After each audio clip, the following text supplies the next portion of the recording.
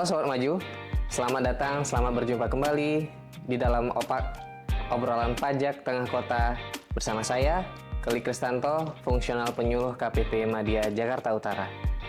Pada episode kali ini, kami masih akan memberikan informasi terkait update CITAS atau Cortex Administration System. CITAS ini merupakan wujud transformasi layanan administrasi perpajakan yang akan diimplementasikan secara bertahap mulai tanggal 1 Juli 2024. Nah, di episode kali ini, saya akan membahas proses bisnis registrasi atau proses bisnis pendaftaran wajib pajak.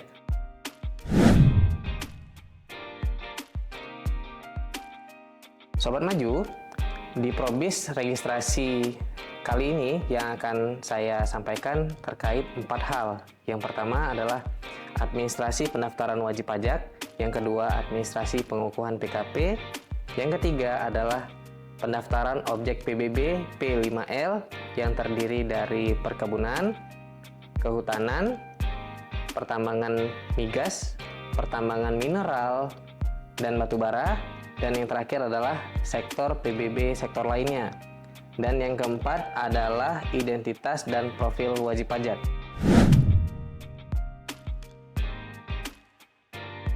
Pembaruan pada Cortex kali ini diharapkan akan lebih mempermudah wajib pajak dalam melaksanakan salah satu dari 4 kewajiban perpajakan. Sobat Maju pasti sudah tahu keempatnya adalah pendaftaran, yang kedua adalah menghitung, yang ketiga adalah menyetor, dan yang keempat adalah melaporkan SPT wajib pajak. Di kondisi saat ini, pendaftaran dapat dilayani melalui 3C, yaitu klik, call, dan counter. Klik dapat diberikan pada layanan online. Berikutnya, call merupakan pelayanan registrasi wajib pajak yang diberikan melalui layanan kering pajak 1.500-200. Sedangkan counter merupakan layanan pendaftaran wajib pajak yang disediakan pada KPP atau KP2KP yang wilayah kerjanya meliputi tempat tinggal wajib pajak orang pribadi atau tempat kedudukan wajib pajak badan. Sedangkan kedepannya, probis pendaftaran akan dapat dilayani di KPP maupun KP2KP di seluruh Indonesia, sehingga layanan ini nantinya akan bersifat borderless. Pendaftaran juga dapat dilakukan pada PJAP atau penyedia jasa aplikasi perpajakan, tentu yang bermitra dengan DJP. Kemudian juga dapat dilayani pada OSS, Online Single Submission bagi WP OP usahawan, dan saluran terintegrasi Kemenkumham melalui Ditjen AHU atau Administrasi Hukum Umum. Layanan tersebut nantinya akan tersedia bagi perseroan terbatas, perseroan perorangan, yayasan, perkumpulan, dan koperasi. Wajib pajak tersebut nantinya akan dapat memvalidasi NPWP-nya melalui Sistem Administrasi Badan Hukum atau SABH. Sedangkan bagi CV, firma, dan persekutuan perdata dapat mendaftarkan diri untuk memperoleh NPWP melalui sistem administrasi badan usaha Ditjen AHU. Berikutnya, pada administrasi pendaftaran wajib pajak ada yang berubah terkait dengan NPWP wajib pajak cabang. Kondisi saat ini, wajib pajak cabang juga harus mendaftarkan dirinya untuk memperoleh NPWP cabang. Kemudian cabang juga wajib melaksanakan administrasi sendiri, yaitu menghitung, menyetor, dan melaporkan SPT-nya, sehingga hal ini terpisah antara cabang dengan pusat. Di masa yang akan datang, NPWP cabang akan dihapus, dan kepada setiap cabang akan diberikan NITKU atau Nomor Identitas Tempat Kegiatan Usaha. NITKU terdiri dari 16 digit NPWP pusat beserta 6 digit nomor urut cabang. Dengan demikian, antara cabang dengan pusat itu merupakan satu keterikatan, sehingga dalam melaksanakan kewajiban menghitung, menyetor, dan melaporkan SPT-nya nantinya juga akan digabungkan ke wajib pajak pusatnya.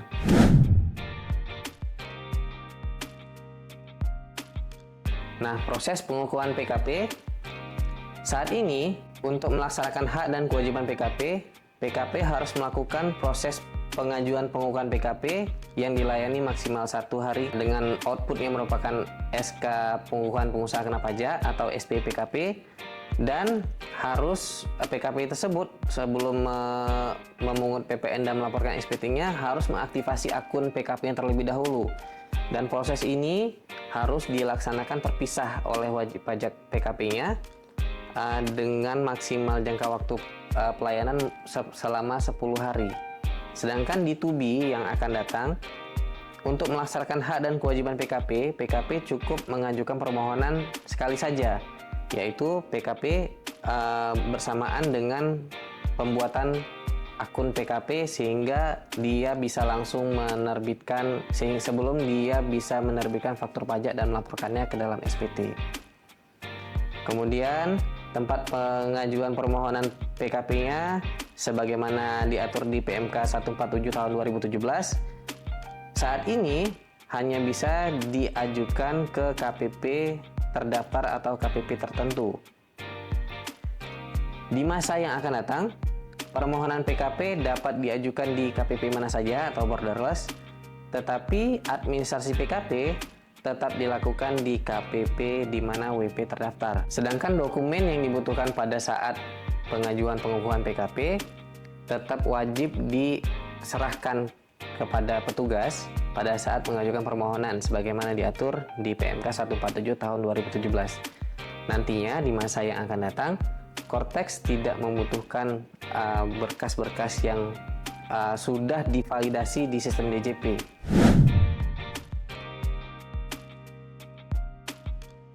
Berikutnya kita akan membahas tentang tempat pendaftaran objek pajak PBB P5L.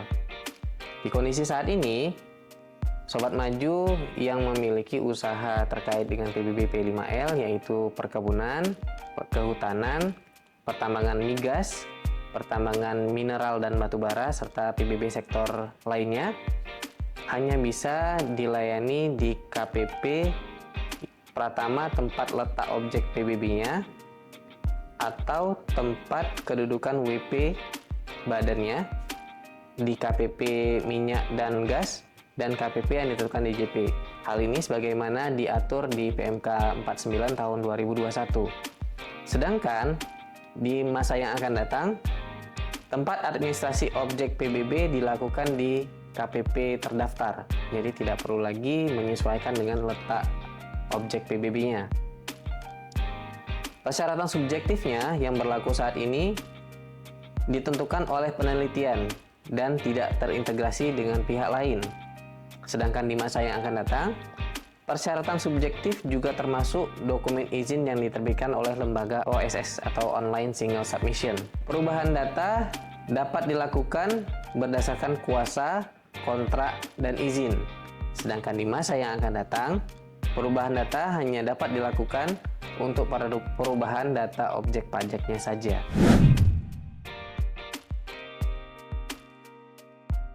Pada bagian identitas dan profil wajib pajak, yang berlaku saat ini adalah NPWP terdiri dari 15 digit. Hal ini sesuai dengan PMK 147 tahun 2017. Sedangkan di masa yang akan datang, NPWP bagi wajib pajak orang pribadi terdiri dari 16 digit NIK, dan bagi wajib pajak badan merupakan 16 digit yang terdiri dari 0 dan 15 digit NPWP yang berlaku saat ini. Identitas wajib pajak orang pribadi berupa NPWP adalah identitas khusus perpajakan yang belum terintegrasi secara luas dengan sumber data lain. Sedangkan di masa yang akan datang, NIK sebagai NPWP digunakan oleh banyak pihak ketiga sehingga meningkatkan integrasi dan memudahkan pertukaran data. Profil wajib pajak yang berlaku saat ini terbatas sesuai dengan identitas yang diinput pada saat pendaftaran dan tidak terhubung dengan profil wajib pajak yang lain. Sedangkan di masa yang akan datang, terdapat data daftar unit keluarga atau DUK sebagai satu kesatuan ekonomi yang tersedia dalam profil wajib pajak. Juga terdapat data WP lain yang terkait serta relasinya. Contohnya pengurus dan pemilik modal, dan data tersebut tersedia di profil wajib pajak. Sobat Maju, kita sudah tiba di akhir pembahasan tentang proses bisnis registrasi pada Citas yang akan berlaku secara bertahap mulai tanggal 1 Juli 2024. Tentu apabila ada pertanyaan atau kendala pada penerapannya nanti, Sobat Maju juga masih dapat berdiskusi dengan KPP terdaftar atau secara umum juga dapat menghubungi Kirim Pajak 1500-200. Dan untuk wajib pajak yang terdaftar di KPP Madya Jakarta Utara juga bisa menghubungi kami melalui line telepon dan layanan WhatsApp yang bisa Sobat Maju temukan di deskripsi video ini. Terima kasih atas atensinya. Terima kasih telah bergabung di video ini. Sampai jumpa di serial opak berikutnya untuk mendapatkan informasi update tentang Citas berikutnya. Sampai jumpa.